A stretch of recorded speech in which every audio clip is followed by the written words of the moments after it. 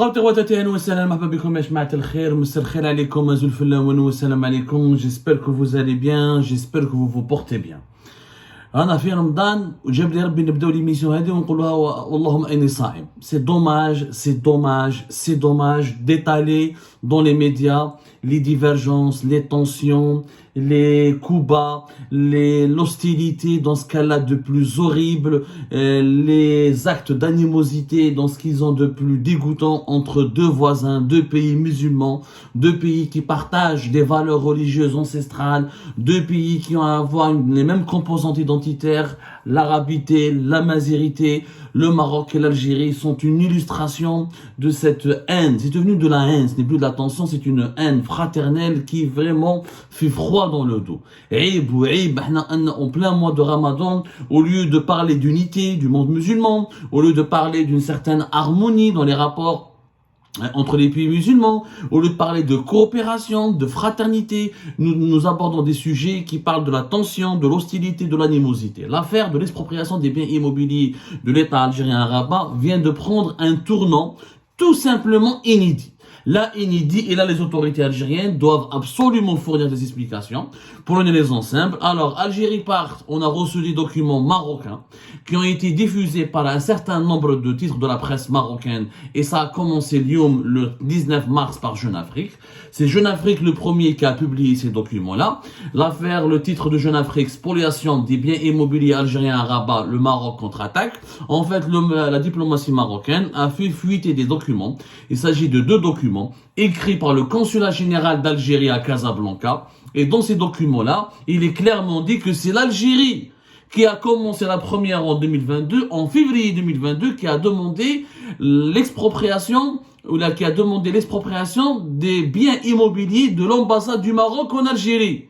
C'est-à-dire que c'est l'Algérie qui a commencé la première à demander une opération d'expropriation. Et ce n'est pas le Maroc, comme le raconte le ministère algérien des Affaires étrangères, qui a commencé le premier à porter atteinte à la souveraineté nationale ou là qui a voulu voler et confisquer les biens de l'État algérien. C'est un document officiel signé par le consulat général d'Algérie. Il y a deux documents exactement, publiés par Jeune Afrique. Ensuite, ils sont parvenus à Algérie Part. Ils ont été publiés dans plusieurs autres titres de la presse marocaine. Je vous donne un exemple, un média marocain qui s'appelle L'Observateur. Il a clairement expliqué, le régime algérien spolie et se plaint d'être spolié. Je vous que voilà l'histoire, c'est-à-dire elle est en train c'est un coup de théâtre, au moment où le ministère des Affaires étrangères algérien parle de confiscation, de spoliation, de manque de respect à l'Algérie, d'atteinte à la souveraineté de l'Algérie, et ben il y a des documents algériens. Il faut le dire, maintenant le ministère des Affaires étrangères algérien doit réagir. Est-ce que ces documents, je vais les mettre moi en étiquette, on va les étiqueter au niveau de la vidéo quand nous allons la diffuser, sont signés, etc. Le premier qui a demandé une spoliation entre guillemets, ou là le premier qui a demandé une opération d'expropriation à son voisin, c'est le gouvernement algérien. C'est les autorités algériennes qui ont décidé d'exproprier la résidence de l'ambassadeur du Maroc à Alger parce la wilaya d'Alger voulait créer un nouveau plan d'aménagement et ça a été écrit noir sur blanc dans ce document-là. Je vais vous le lire. Le consulat général de la République algérienne démocratique et populaire à Casablanca, au Maroc, présente ses compliments au ministre des Affaires étrangères de la coopération africaine et des Marocains résidant à l'étranger. Donc ça reste quand même très poli, très diplomate. Donc on a l'impression que les ruptures, la relation diplomatique n'a pas été réellement rompue. On commence donc par le consulat général d'Algérie à Casablanca commence par présenter ses compliments. Ensuite, il est dit que ce document, il s'adresse à la direction du protocole du ministère marocain des Affaires étrangères, de la coopération africaine et des Marocains résidant à l'étranger. Wouchikol fait ce document, une note verbale numéro 13 16 980 du 24 février 2022.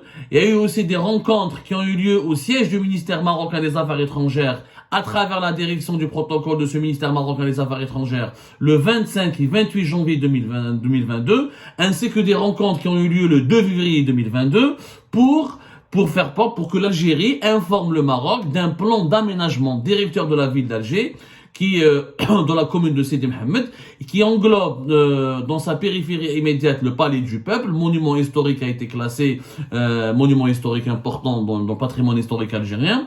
Et donc, de ce fait, note le consulat général d'Algérie à Casablanca, en raison de sa proximité du palais du peuple et donc de son implantation dans le projet de la zone d'État, parce que le palais du peuple a été classé zone d'État et que depuis 2021-2022, les autorités algériennes sont en train de réaménager les zones d'État, les zones de résidence dans un cadre d'un plan de réaménagement assez ambitieux pour embellir ces édifices publics et leur permettre de retrouver leur prestige de naguère, le prestige du passé, d'un passé qui est maintenant malheureusement révolu. Bon, alors, donc les autorités algériennes ont informé les autorités marocaines que la résidence de l'ambassadeur du Maroc à Alger, qui est située au 44 rue Franklin Roosevelt, qui a été offerte par l'Algérie à titre gracieux depuis 1991 à la disposition de la mission diplomatique du Royaume du Maroc. L'Algérie veut la récupérer parce que en fait elle est inclue dans la zone des travaux qui sont prévus dans le cadre du réaménagement de la wilaya d'Alger. Alors, que dit le consulat général d'Algérie à Casablanca? Aussi, compte tenu de ce qui précède, le gouvernement algérien a décidé d'engager une opération d'expropriation pour cause d'utilité publique de certaines propriétés de cette zone et par conséquent de reprendre possession de la résidence de l'ambassadeur de la mission marocaine. Donc en 2022, c'est l'Algérie qui a voulu exproprier le Maroc, avant même que le Maroc ne décide d'exproprier l'Algérie en 2024, en mars 2024. Mais aidez le ministère algérien des Affaires étrangères, ma gueule, donc maintenant, ce document, il met le ministère algérien des Affaires étrangères dans une position très délicate. Et il ne faut pas mentir. Il faut pas il faut pas mentir. Quand tu es un dirigeant d'un État, tu engages un peuple, tu engages un pays. Il fallait que la diplomatie algérienne reconnaisse dès le départ que, avant que le Maroc n'entame une opération d'expropriation chez eux à Rabat des biens de l'État algérien, l'Algérie a entamé de son côté elle-même, en début de l'année, en janvier et février 2022, une opération d'expropriation qui vise la résidence privée de la mission diplomatique du Royaume du Maroc. Et la résidence privée du principal responsable, qui est l'ambassadeur, qui est le principal responsable de la mission diplomatique du Royaume du Maroc. Pour utilité publique, une évaluation domaniale du dit bien sera établie par les services concernés et considérée dans l'opération d'échange ou de rétrocession qui pourrait toucher le siège de notre section consulaire à Rabat et sur la base de laquelle des indemnités compensatoires pourraient être versées. C'est l'Algérie qui propose. L'Algérie, ce document, qu'est-ce qu'il dit? L'Algérie propose, elle reprend la résidence de l'ambassadeur du Maroc à Alger, qui est située à côté du palais du peuple, et en échange, l'Algérie va redonner, elle va abandonner son titre de propriété sur un siège de sa section consulaire à Rabat. Et le siège du consulat d'Algérie à Rabat, l'Algérie voulait l'abandonner, voulait l'échanger. En contrepartie, elle récupère la résidence privée de l'ambassadeur du Maroc à Alger. Dans ce cas-là, et le document il est clair, le consulat général de la République démocratique algérienne et populaire à Casablanca prie le ministère marocain des Affaires étrangères, de la coopération africaine et des Marocains résidant à l'étranger de bien vouloir lui communiquer la réponse des autorités marocaines compétentes à ce sujet. Donc ce document date du 14 mars 2022. Donc le premier qui a voulu exproprier l'autre, c'est l'Algérie. Et là, le ministère des Affaires, ce document, il est là, moi, d'après mes sources, il est authentique. S'il n'est pas authentique, il faut que la diplomatie algérienne réagisse. Je ne crois pas que, parce que ça se voit que c'est des sources diplomatiques marocaines, après avoir réagi à l'AFP, et après avoir parlé à l'agence de presse espagnole hier le 18 mars, ce sont certainement des sources diplomatiques marocaines qui ont fait fuiter ce document-là pour discréditer les autorités algériennes, pour discréditer le régime algérien et pour le mettre dans une position d'indélicatesse, parce que nous sommes dans une position assez indélicate. Tu ne peux pas faire un communiqué en mars 2024, crier au scandale, dénoncer l'atteinte à la souveraineté nationale, dénoncer l'atteinte à l'honneur de l'Algérie, alors que c'est toi le premier qui en février, janvier 2022, qui a voulu exproprier le Maroc d'un bien qu'il occupait depuis les années 1990. Je rappelle que il est vrai que c'est l'Algérie qui a offert cette résidence ou là, ce terrain ou là, ce bien au Maroc pour que ça soit la résidence, pour que ce soit une résidence de l'ambassadeur du Maroc à Alger, mais que le Maroc a aussi fait la même chose, puisque c'est le Maroc qui a offert aussi un terrain qui servait à une résidence et il y a un siège de l'ambassade d'Algérie à Rabat. Celui, la Villa du Soleil Levant, qui a été saisi le 13 mars dernier, mais qui n'a pas été encore saisi, que les autorités marocaines veulent saisir. Après, maintenant, les expropriations, c'est pas de la saisie, c'est une expropriation. C'est-à-dire les autorités marocaines veulent récupérer les titres de propriété. Maintenant, il y a une procédure qui doit durer au moins. Il y a des recours, il y a éventuellement, il faut aller devant un tribunal administratif. Ça aussi, cette résidence son terrain a été aussi offert par le Maroc à l'Algérie. Donc l'Algérie, elle a fait un cadeau au Maroc, le Maroc aussi a fait un cadeau à l'Algérie. Ça fait partie des relations bilatérales, des relations de bon voisinage, des relations de fraternité. Regardez où est-ce qu'on était. On en revient, regardez la déchéance des relations algéro-marocaines. Dans les années 90, les deux pays se faisaient des cadeaux. Et aujourd'hui, les deux pays sont en guerre, ils s'exproprient les uns les autres. Ils se lancent dans des bras de fer, dans des opérations d'expropriation. C'est tout simplement, Wallah yajma'a, c'est tout simplement malheureux. Malheureux. Alors, c'est le premier document. Le deuxième document, c'est toujours un document du consulat général d'Algérie à Casablanca. Le consulat dans lequel il est clairement précisé que le consulat général de la République algérienne et démocratique, le document date toujours de 2022, mais c'est un deuxième document. C'est pas le premier, comme la date précise. Il date, je crois, de mai 2022. Voilà, de mai 2022, nous allons les publier, les deux documents-là. Alors, le consulat général d'Algérie à Casablanca, il a recontacté la direction du protocole du ministère marocain des Affaires étrangères pour parler de la propriété de l'État algérien, qui était le siège de l'ex-ambassade d'Algérie à Rabat, qui est situé au 46 et 48 avenue Tariq Ben Ziyad. Donc l'Algérie elle-même a proposé un échange.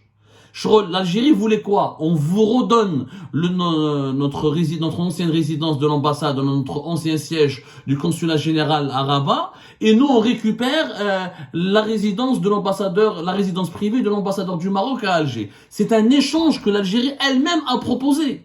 Donc il n'y a pas de volonté, c'est le document algérien qui parle, il n'y a pas eu de volonté de confiscation de la part du Maroc. Mais il faut oublier le chauvinisme, le patriotisme, il faut être correct, il faut être objectif. On veut la vérité des faits. Ces documents, je suis désolé, discréditent notre gouvernement.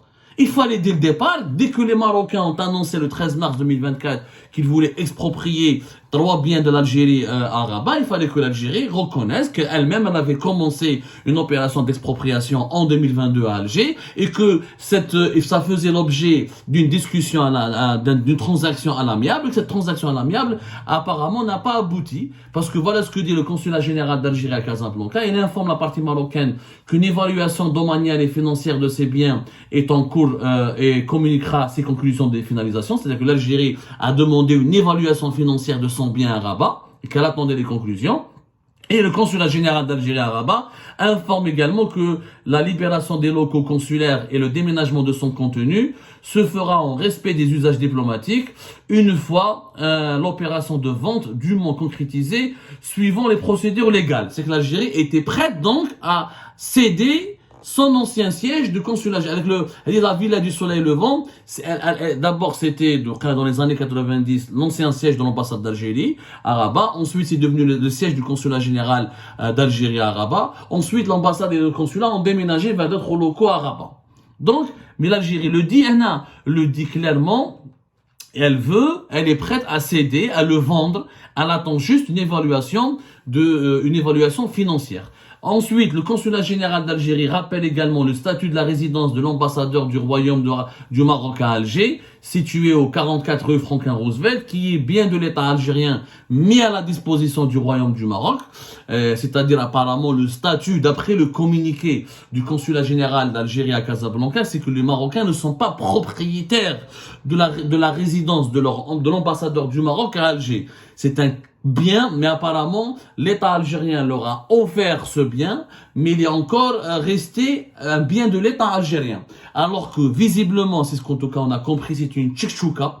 Une tchikchouka ramadanesque, c'est une véritable, d'une complexité inouïe. Apparemment que les terrains et la villa de Soleil du Levant à Rabat, elle est la propriété de l'État algérien. Il y aurait cette nuance, c'est que l'Algérie serait propriétaire à Rabat, alors que le Maroc ne serait pas prioritaire au 44 rue Franklin Roosevelt à Alger. C'est juste, il avait le droit de jouissance apparemment. Ça serait bien qu'on nous explique. De par son statut, ce bien n'a pas vocation. C'est même ce que dit la diplomatie algérienne, ce que dit le consulat général d'Algérie à Casablanca. De par son statut, ce bien n'a pas vocation à faire partie de la proposition d'échange compensatoire de biens formulée par la partie marocaine. Donc l'Algérie, en fait, elle a voulu exproprier le Maroc de la résidence de son ambassadeur à Alger. Le Maroc a proposé de céder la résidence de son ambassadeur à Alger, mais en échange, il veut récupérer l'ancien siège de l'ambassade et du consulat général d'Algérie à Rabat. L'Algérie a refusé parce qu'elle a demandé une évaluation financière. Elle a demandé est-ce que le Maroc lui rachète ce bien. Elle a demandé au Maroc est-ce qu'il lui rachète le bien. C'est-à-dire qu'est-ce qu'il lui rachète cette fameuse villa du Soleil Levant et les deux terrains qui sont à côté et qui sont mitoyens ou là qui sont situés, sont pratiquement collés au périmètre du siège du ministère marocain des Affaires étrangères. Le consulat général de la République algérienne démocratique saisit cette occasion pour renouveler au ministère des Affaires étrangères marocain les assurances de sa haute considération. Donc les échanges entre janvier 2022 et mai 2022 sont très cordiaux, très amicaux, alors que les deux pays, l'Algérie et le Maroc, étaient dans une situation de rupture des relations diplomatiques. Il y avait une quasi-rupture des relations diplomatiques. Il n'y avait pas de relations diplomatiques entre les deux pays. Malgré cela, les correspondances sont très respectueux. Ça remonte un peu le moral. Mais l'affaire, elle est beaucoup plus complexe. Il ne s'agit pas d'une confiscation comme le prétendent des autorités algériennes. Au départ, c'était un échange amiable de deux propriétés. C'était un échange amiable. Cet échange amiable, apparemment, n'a pas pu avoir lieu. Et celui qui a apparemment lancé l'opération d'expropriation, c'est l'Algérie, qui a voulu récupérer le siège, la résidence privée de l'ambassadeur du Maroc à Alger, qui est vide en ce moment, qui n'est pas, je sais pas si elle est vide, il y a certainement peut-être un personnel diplomatique marocain, mais l'ambassadeur du Maroc n'est plus à Alger, puisque l'ambassadeur algérien n'est plus à Rabat, et nous sommes dans une rupture des relations diplomatiques depuis août 2021. Donc c'est beaucoup plus complexe que ce que l'on pense. Il n'y a pas de hugra, il n'y a pas de haggar. Il y a eu des négociations qui n'ont pas abouti. Donc certainement au cours de l'année 2023, l'Algérie a demandé un certain prix aux autorités marocaines. Les Marocains ont contesté le prix qui a été demandé par les autorités algériennes et la situation a été bloquée. Et peut-être donc maintenant, on demande des explications au ministère algérien des Affaires étrangères. Est-ce que l'Algérie a exproprié définitivement le Maroc de la résidence de l'ambassadeur du roi, de la résidence de son ambassadeur qui est située au 44 rue Franklin Roosevelt? Et en échange, qu'est-ce qui s'est passé pour que la transaction n'a pas pu se faire à l'amiable? Visiblement, selon les sources marocaines, c'est que l'Algérie a demandé un peu trop cher, ou elle a demandé cher, donc le Maroc a décidé de faire comme l'Algérie, de lancer une procédure d'expropriation. Et une procédure d'expropriation, ce n'est pas une confiscation. Parce qu'il y a des indemnités, il y a des indemnisations. Il y a de véritables indemnisations. Par contre, l'Algérie de son côté, si elle va à la Cour internationale de justice, elle pourrait être en violation avec la fameuse Convention internationale de Vienne de 1961, dont nous avons parlé hier, parce que dans cette Convention internationale, rappelez-vous l'émission que nous avons diffusée hier, il y a des articles bien précis qui disent, l'article 31 de la Convention internationale de Vienne qui a été adoptée en 1961 et qui est entrée en vigueur en 1964, l'article 31, il dit même que la demeure privée de l'agent diplomatique jouit de la même inviolabilité et de la même protection que les locaux de la mission. C'est-à-dire que la résidence de l'ambassadeur du Maroc à Alger, elle est aussi inviolable que le siège de l'ambassade du Maroc à Alger. Donc si l'Algérie veut déposséder le Maroc de la résidence de son ambassadeur, elle devrait mener des procédures qui devraient être respectueuses des dispositifs de la Convention internationale de Vienne. Donc l'Algérie n'est pas forcément la victime, le Maroc n'est pas forcément le coupable, l'Algérie n'est pas forcément le grand coupable, le Maroc n'est pas forcément la grande victime. Cette affaire d'expropriation des biens immobiliers elle est beaucoup plus complexe. Elle a commencé d'abord à Alger, en 2022, avant de commencer à Rabat. Il y a eu des négociations, il devait y avoir des négociations à l'amiable. Ces négociations n'ont pas malheureusement abouti, ou ils ont été stoppés, ou ils ont bloqué sur une divergence concernant l'argent, les sommes d'argent que réclamait l'Algérie au Maroc pour céder la Villa du Soleil Levant, qui était l'ancien siège de l'ambassade d'Algérie d'abord, ensuite du consulat général d'Algérie à Rabat. Les autorités algériennes doivent s'exprimer en toute urgence, parce qu'ils nous ont menti. Il fallait que dès le départ, ils disent que nous aussi, on a commencé une opération d'expropriation en 2022 et que l'Algérie a demandé un prix, a voulu vendre cette propriété à Rabat au gouvernement marocain, qu'elle n'a pas pu se faire pour les raisons suivantes. Il y a eu mensonge de la part du gouvernement algérien. Il y a eu aussi cachotterie de la part du gouvernement marocain. Il y a eu une manipulation du gouvernement algérien qui a voulu dissimuler la vérité. Il y a eu un manque de transparence en Algérie comme au Maroc. Il y a eu une instrumentalisation politique au Maroc comme en Algérie d'une simple transaction immobilière qui n'a rien de grave, qui n'a rien de dangereux, qui n'a rien d'exceptionnel, qui n'a rien de compliqué. On a instrumentalisé une simple transaction commerciale et immobilière pour la transformer en un scandale d'État afin d'aggraver les tensions et les hostilités entre les deux pays voisins. C'est malheureux, c'est déplorable, c'est condamnable.